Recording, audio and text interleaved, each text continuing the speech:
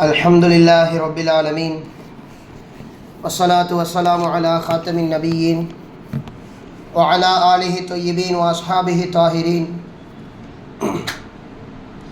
والمؤمنين والمسلمين كلهم أجمعين أما بعد قال الله سبحانه وتعالى في القرآن الكريم والكلام المبين أعوذ بالله من الشيطان الرجيم بسم الله الرحمن الرحيم ومن يعظم شعائر الله فإنها من تقوى القلوب صدق الله العظيم قال محمد رسول الله صلى الله عليه وسلم في حديثه الشريف يأتي على الناس زمان يتحلقون في مساجدهم وليس همتهم إلا الدنيا ليس لله فيهم حاجة فلا تجالسوهم صدق رسول الله صلى الله عليه وسلم.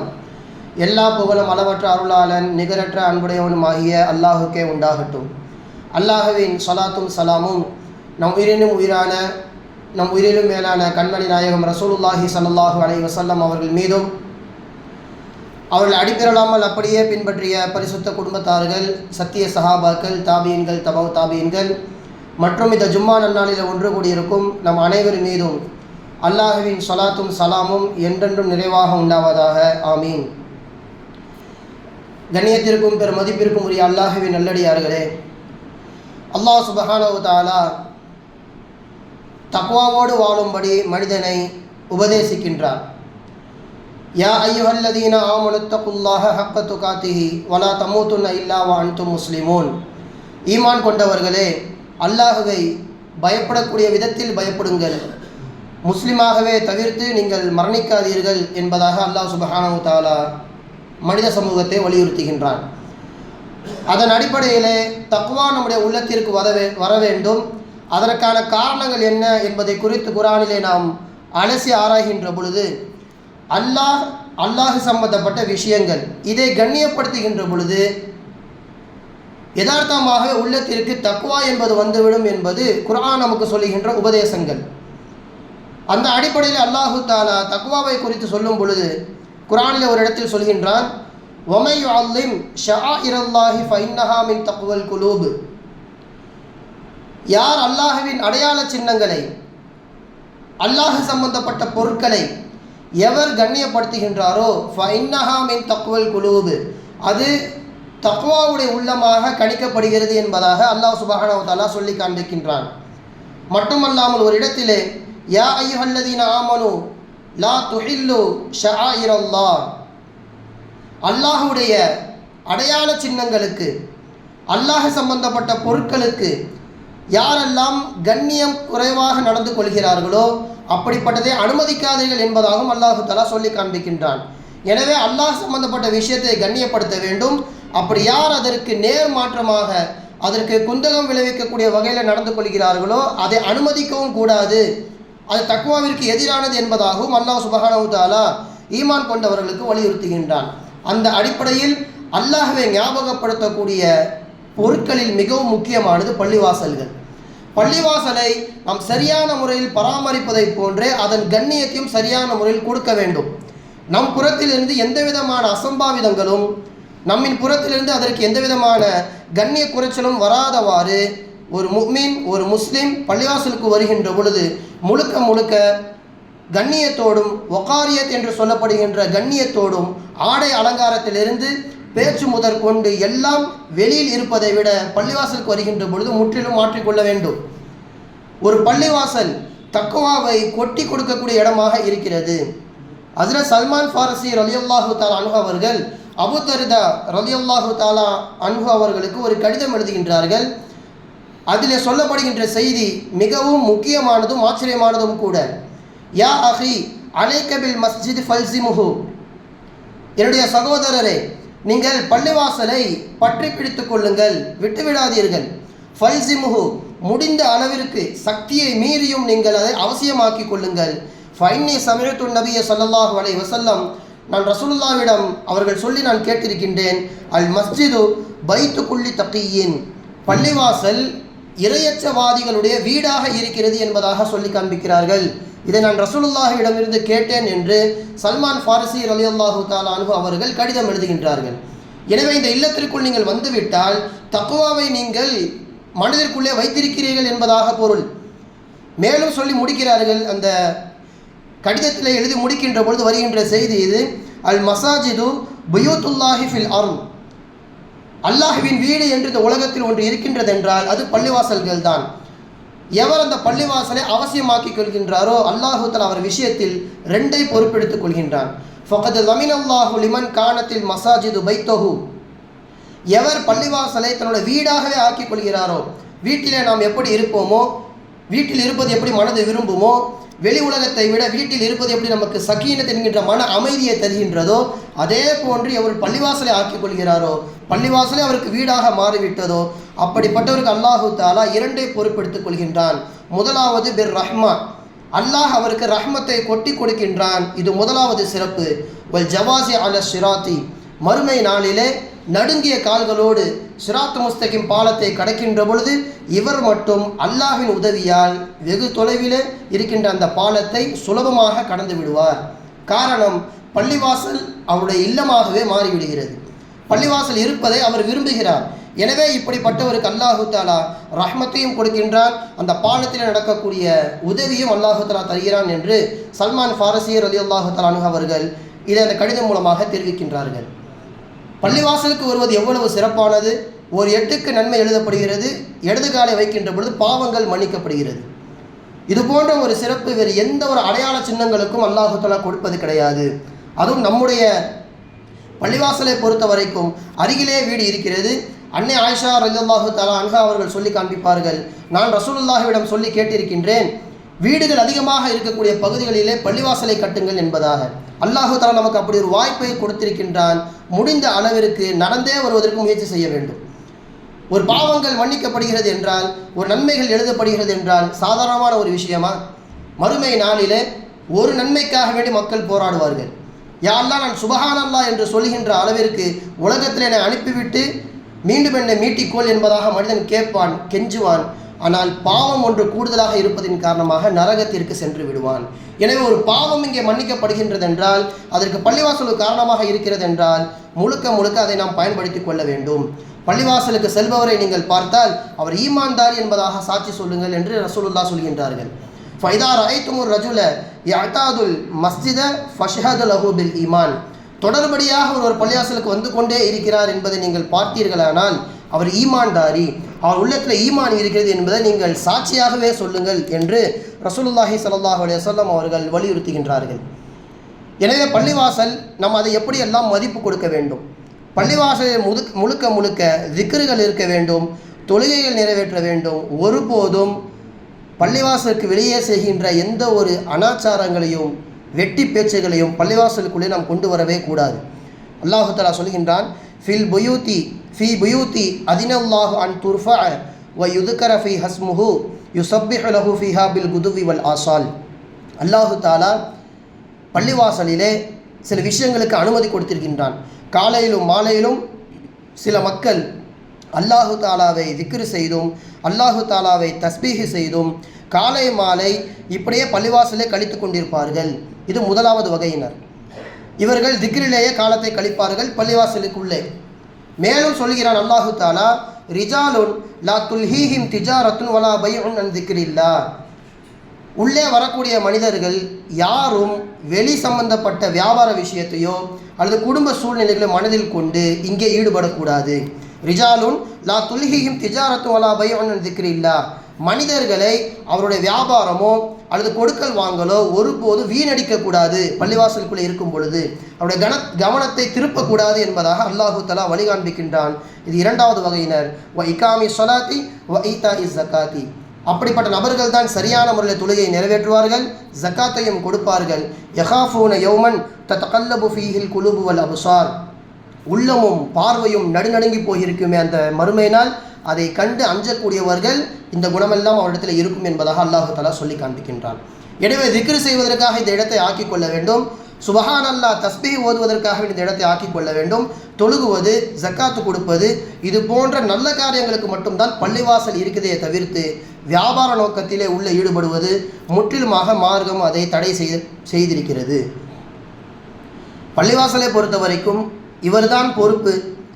அவர்தான் செய்ய வேண்டும் என்ற ஒரு விஷயமே கிடையாது. இங்கே நன்மைகளை நாம் கொள்முதல் செய்கின்ற ஒரு இடம்.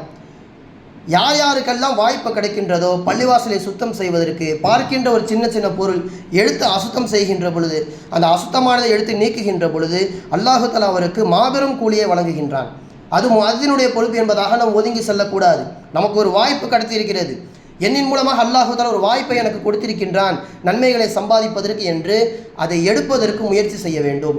பள்ளிவாசலை சுத்தமாக வைப்பதற்கு அல்லாஹு தஆலா கொடுக்கின்ற வெகுமதி என்னவென்று தெரியுமா? மன் அஹ்ரஜ அதம் மினல் மஸ்ஜிதி பனல்லாஹு லஹு பைத்தன் ஃபில் ஜன்னா. ஏதேனும் ஒரு இடையூறு தரக்கூடிய பொருட்களை பள்ளிவாசலை பார்க்கிறார், குப்பையோ அல்லது கல்லோ மண்ணோ ஏதேனும் ஒன்றை பார்க்கிறார், அதை அகற்றுபவருக்கு அல்லாஹு தஆலா மறுமையில் மாபெரும் ஒரு வீட்டை கட்டுகிறான் என்பதாக ரசூலுல்லாஹி ஸல்லல்லாஹு அலைஹி வஸல்லம் அவர்கள் சொல்லி காண்பிக்கிறார்கள். எனவே திக்ரின் மூலமாகவும் பள்ளிவாசலை சுத்தமாக வைத்திருப்பதன் மூலமாகவும் அதற்கான கண்ணியத்தை நாம் முழுமையான முறையிலே கொடுக்க முடியும். ரசூலுல்லாஹ் இந்த பள்ளிவாசல் சம்பந்தப்பட்ட விஷயத்திலே மட்டும் எந்த அளவிற்கு இறங்கி ஒருவர் மீது அன்பு செலுத்துகிறார்கள் என்று பாருங்கள். ரசூலுல்லாஹ் பள்ளிவாசலுக்குள் வருகிறார்கள். என்றைக்கும் இல்லாமல் அன்று ஒரு நாள் பள்ளிவாசலை விளக்கு ஏற்றப்பட்டிருக்கிறது. இருண்டு கிடக்கின்ற பள்ளிவாசலை தமீமுத்தாரி ரலியல்லாஹு தஆலா அன்ஹு அவர்கள் விளக்கு ஏற்றி வைக்கிறார்கள். யார் இதை செய்தது என்பதாக விசாரிக்க தமீமுத்தாரி தான் இதை செய்தார் என்று சொன்னவுடன் ரசூலுல்லாஹ் அவருக்காக வேண்டி துவா செய்கிறார்கள். நவ்வர்தல் இஸ்லாம், நீங்கள் பள்ளிவாசலை மட்டும் விளக்கேற்றி ஒளிமயமாக ஆக்கவில்லை. நவ்வர்தல் இஸ்லாம், இஸ்லாத்தையே நீங்கள் ஒளி கொடுத்து விட்டீர்கள், இஸ்லாத்திற்கே நீங்கள் வெளிச்சத்தை கொடுத்து விட்டீர்கள். எனவே நவ்வர் அல்லாஹு அலைக ஃபி துன்யா வல் ஆஹிரா, அல்லாஹ்வின் இல்லத்தை நீங்கள் ஒளிபெறச் செய்தீர்களே, அல்லாஹு தஆலா உங்களையும் இம்மையிலேயும் மறுமையிலேயும் ஒளிபெறச் செய்வானாக என்று சொல்லிவிட்டு சொன்னார்கள், அம்மா அறிந்து கொள்ளுங்கள், இன்னஹு லவ் கானத்லி இப்னத்துன் லஸவ்வஜ்துகுமா, எனக்கு மட்டும் ஒரு பெண் பிள்ளை இருந்தது என்றால் தமீமுத்தாரி அவர்களே உங்களுக்கு நான் கட்டி கொடுத்திருப்பேன், உங்களுக்கு என்னுடைய பிள்ளையை நான் மனைவியாக ஆக்கியிருப்பேன் என்பதாக சொன்னார்கள் ரசூலுல்லாஹி ஸல்லல்லாஹு அலைஹி வஸல்லம் அவர்கள். அவங்க செஞ்ச பெரிய அமல் என்ன? பள்ளிவாசல் விளக்கை ஏற்றினார்கள். இருண்டு கிடக்கின்ற பள்ளிவாசலுக்கு ஒரு வெளிச்சத்தை கொடுத்தார்கள். ரசூலுல்லாவிற்கு மருமனாக மாறுகின்ற அளவிற்கு ரசூலுல்லாஹ் அவருக்காக வேண்டி இறங்கி துவா செய்தார்கள் என்பதை நாம் பார்க்கிறோம். அதற்கு பிறகு நௌஃபல் இப்னு ஹாரிஸ் என்கின்ற இன்னொரு சஹாபி, யா ரசூலல்லாஹ், எனக்கு இவர் மாப்பிள்ளையாக வர வேண்டும் என்று ஆசைப்படுகின்றேன், என் பிள்ளையை நான் கட்டி கொடுக்கிறேன் என்று அவர் சம்மதியாக மாறிவிட்டார். எனவே சொல்ல வருவதன் நோக்கம் இதுதான். பள்ளிவாசலை முடிந்த அளவிற்கு தனிப்பட்ட நபராக சேர்ந்து அல்லது ஒவ்வொரு மனதிற்குள்ளே என்னென்ன ஆசைகள் எல்லாம் இருக்கின்றதோ அதை நாம் பள்ளிவாசல் துவாக்களாக கேட்கிறோம். செயல்களின் மூலமாக இது போன்ற காரியங்கள் ஈடுபடுகின்ற பொழுது அல்லாஹு தஆலாவிற்கு பிடித்த நபராக நாம் மாறிவிடுகின்றோம். மறுபக்கத்திலே இடையூறு தரக்கூடிய விஷயங்கள், அதற்கு மனிதன் காரணமாக இருக்கின்ற பொழுதும் ஸல்லல்லாஹு அலைஹி வஸல்லம் அவர்கள் அதை கடுமையாக தடை செய்கிறார்கள். மட்டுமல்லாமல் அல்லாஹு தஆலா குர்ஆனில் என்ன சொல்கின்றான்? வமன் அவ்லமு மிம்மன் மனஅ மசாஜித் அல்லாஹி ஐ யுذكر ஃபீ ஹஸ்முஹு, அல்லாஹ்வின் பெயரை கூறப்படுகின்ற பள்ளிவாசலிலே தடை செய்கின்றாரே, இடையூறாக இருக்கின்றாரே, அவரை விட மோசடிக்காரர் யாரேனும் இருக்க முடியுமா? அவர்தானே மிகப்பெரிய அநியாயக்காரர். அல்லாஹ்வை நினைவு கூறுவதற்காக வேண்டிதான் பள்ளிவாசலே கட்டப்படுகிறது. அந்த பள்ளிவாசலிலும் வந்து பிறருக்கு இடையூறாக இருக்கிறாரே, அவர்தான் மிகவும் மோசடிக்காரர். அந்த ஆயத்தின் இறுதியிலே சொல்கின்றான், லஹும் ஃபித் துன்யா ஹிஸ்யுன் வலஹும் ஃபில் ஆஹிரத்தி அதாபுன் அதீம். அப்படி இடையூறு செய்கின்ற நபருக்கு அல்லாஹு தஆலா உலகத்திலே இழிவை சாட்டுவான், கண்ணியம் இழந்து வாழ்வார். மறுமையினர் அல்லாஹு தஆலா அவருக்கு மாபெரும் ஒரு அதாபை அல்லாஹு தஆலா வைத்திருக்கிறான் என்று அல்லாஹ் சுப்ஹானஹு வ தஆலா சொல்லி காண்பிப்பான். எனவே நன்மைகளில் ஈடுபட வேண்டும் அல்லது தீமையில் ஈடுபடாமல் அமைதியாகவாது இருக்க வேண்டும். நம்மின் மூலமாக யாருக்கும் பள்ளிவாசலில் குறிப்பாக இடையூறு தந்துவிடவே கூடாது. மார்க்கத்திலே நிறைய விஷயங்கள் பள்ளிவாசலே மதிக்கத்தகாத விஷயங்களை ரசூலுல்லாஹி ஸல்லல்லாஹு அலைஹி வஸல்லம் அவர்கள் நிறைய நமக்கு சொல்லியிருக்கிறார்கள். எதுவெல்லாம் செய்தால் பள்ளிவாசலுக்கான கண்ணியம், எதுவெல்லாம் செய்யக்கூடாது என்பதை உறுதியாக ஸல்லல்லாஹு அலைஹி வஸல்லம் அவர்கள் நமக்கு வலியுறுத்தி காண்பிக்கிறார்கள். ஒருபோதும் பள்ளிவாசலில் வியாபாரம் செய்யக்கூடாது. நிறைய மக்களுக்கு இது புரிவதே கிடையாது. வியாபாரம் செய்வது தடுக்கப்பட்டிருக்கிறது. அதே மாதிரி தொலைந்து போன பொருட்களை ஏலான் செய்யக்கூடாது. நிறைய பள்ளிவாசலில் இமாம்கள் நிர்பந்திக்கப்படுகிறார்கள் அல்லது இமாம்கள் சிலர் அறிவிப்பும் செய்து விடுகிறார்கள். மார்க்கத்தில் இதற்கு அனுமதி இருக்கிறதா என்றால் கிடையாது. காணாமல் போன பொருளை தேடி அவர் வந்து கேட்கிறார், எடுத்து கொடுக்கலாம், பிரச்சனை கிடையாது. ஆனால் ஏலான் மூலமாக இந்த பொருள் காணாமல் போய்விட்டது, அடையாளம் சொல்லி எடுத்துக்கொள்ளுங்கள் என்று ஏலான் செய்வதை, பள்ளிவாசலுக்குள் செய்வதை மார்க்கம் தடை செய்கிறது. ஒரு நபர் அப்படிதான் தொழுது முடித்தவுடனே எழுந்து என்னுடைய சிகப்பு ஒட்டகம் ஒன்று காணாமல் போய்விட்டது, அதன் பக்கம் என்னை யாரேனும் அழைத்து செல்வீர்களா என்பதாக அந்த நபர் தொழுது முடித்தவுடனே எழுந்து சொல்கின்றார்.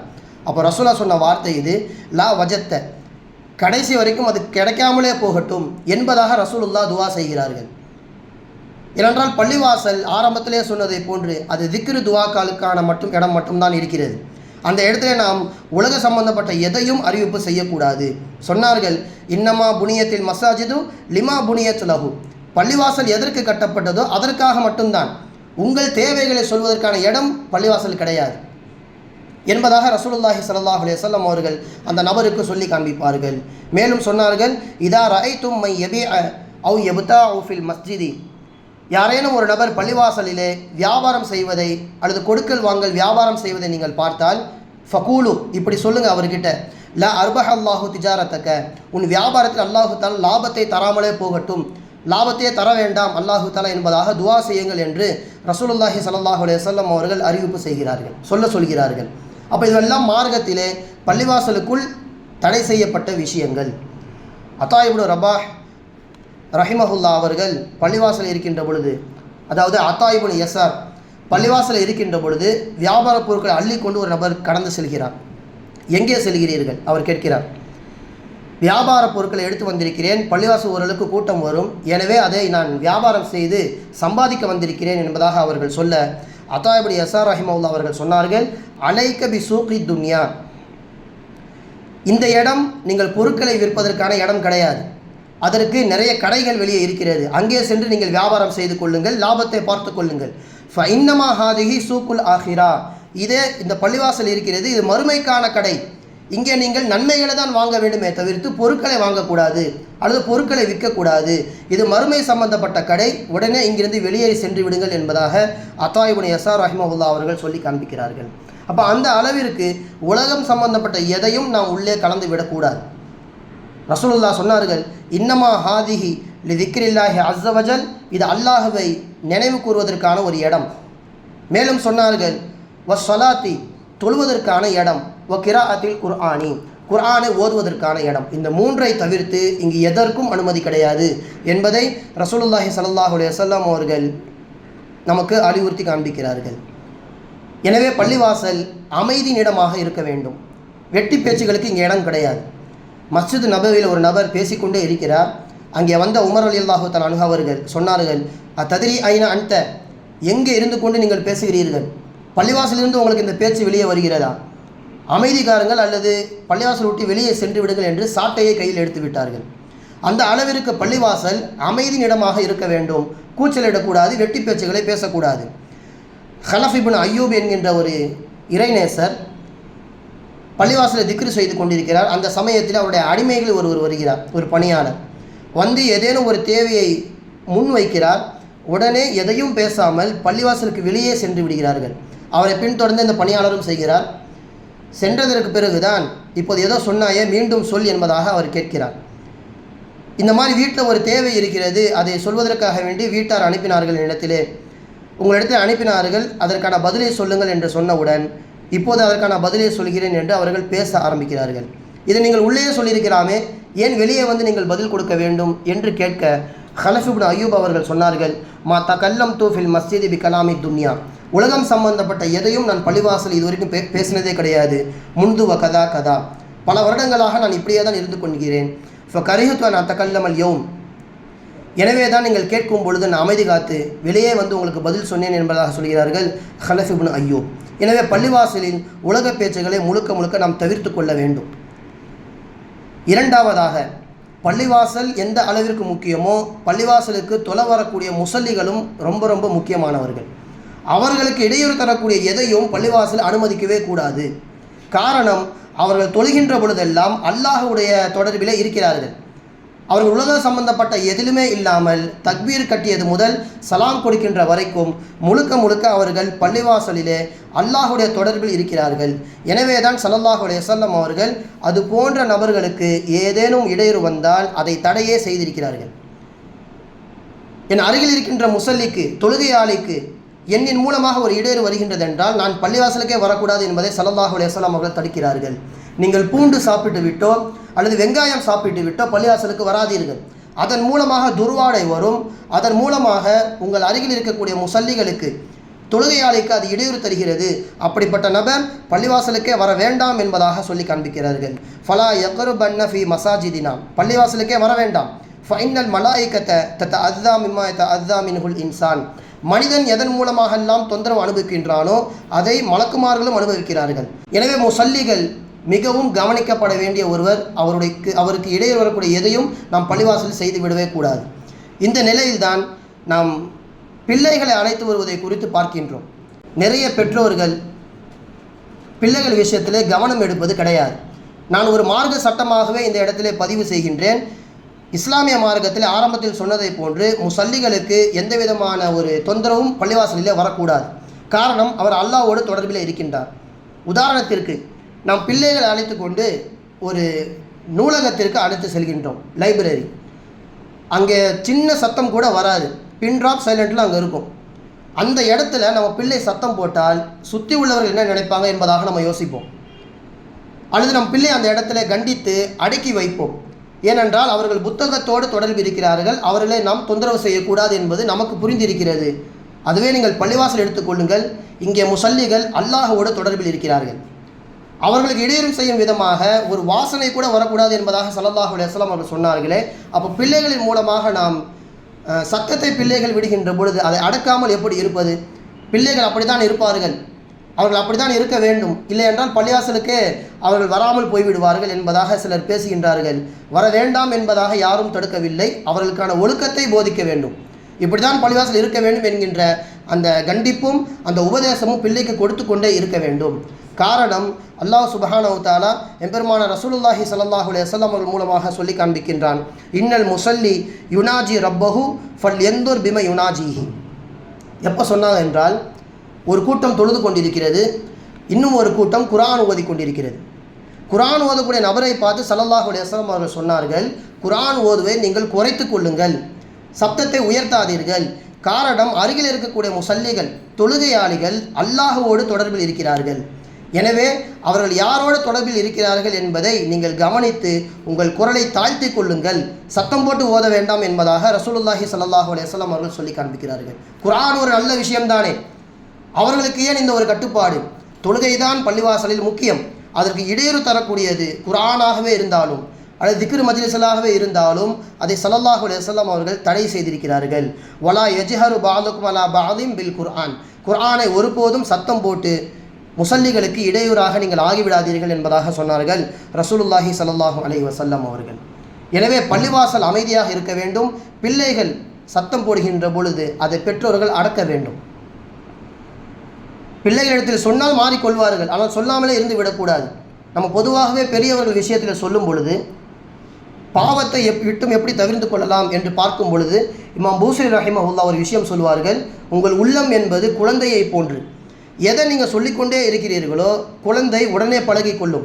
அது மாதிரி தான் உள்ளமும், நீங்கள் சொல்ல சொல்ல உள்ளம் அது கேட்டால் போல் பழகிவிடும் என்பதாக சொன்னார்கள். அதே மாதிரி தான் நம்ம குழந்தைகிட்டே நேரடியாக பேசுகிறோம், பள்ளிவாசல்லாம் இப்படி தான் இருக்கணும், வீடு மாதிரி கிடையாது, இங்கே விளையாடக்கூடாது, சத்தம் போடக்கூடாது, நிறைய பேருக்கு இதனால் இடையூறு ஏற்படும் என்று நாம் சொல்ல சொல்ல பிள்ளைகள் மாறிவிடும். ஆனால் நிறைய பேர் இதை சொல்லாமலேயே அல்லது சொல்பவர்கள் மீது கோபப்படுகிறார்கள்.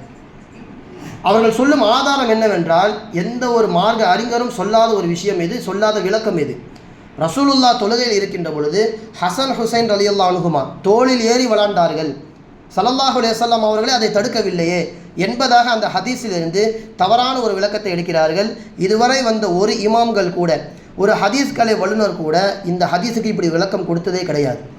ரசூலுல்லாஹ் எவ்வளவுதான் அவர்களுக்கு தொழுகையிலே இடையூறு தரக்கூடிய விஷயங்கள் வந்தாலும் அவர்கள் நினைவு மாறாது. இது முதலாவது தரக்கூடிய விளக்கம். இரண்டாவது, அந்த பிள்ளைகளை ஸல்லல்லாஹு அலைஹி வஸல்லம் அவர்கள் தோளில் ஏறுவதற்கு அனுமதிக்கிறார்கள் என்றால் அது ரசூலுல்லாவின் அன்பை தான் காண்பிக்கிறது, ரசூலுல்லாவுடைய அந்த இரக்க குணத்தை தான் காண்பிக்கிறது என்று இரண்டு விளக்கத்தோடு இமாம் பெருமக்கள் நிறுத்திவிட்டார்கள். விளையாடுவதற்கு இதில் அனுமதி இருக்கிறது, பள்ளிவாசலே பிள்ளைகள் விளையாடுவதற்கு ரசூலுல்லாஹ் அனுமதி தந்தார்கள், அதை தடுக்கவில்லை என்று எந்த ஒரு மார்க்க அறிஞரும் இதுவரைக்கும் விளக்கம் கொடுத்ததே கிடையாது. தவறான முறையிலே இந்த விளக்கத்தை புரிந்து கொண்டு சிலர் வாதிடுகிறார்கள். இது முற்றிலுமாக தவிர்க்கப்பட வேண்டிய ஒன்று. எனவே பிள்ளைகள் பள்ளிவாசலுக்கு வரலாம், அவர்கள் தொழுகலாம். ஹஸ்ரத் அஹ்மத் ரஹிமஹுல்லா அவர்களிடத்திலே பிள்ளைகள் பள்ளிவாசலுக்கு வரலாமா என்பதை குறித்து கேட்கப்பட்டது. அப்போ சொன்னார்கள், இன்கானலா யாபுகுலி சுகரிஹி, சின்ன பையனாக அல்லது சின்ன குழந்தையாக இருப்பதன் மூலமாக எந்த விதமான தொந்தரவும் வரவில்லை என்றால் அழைத்து கொண்டு வரலாம்.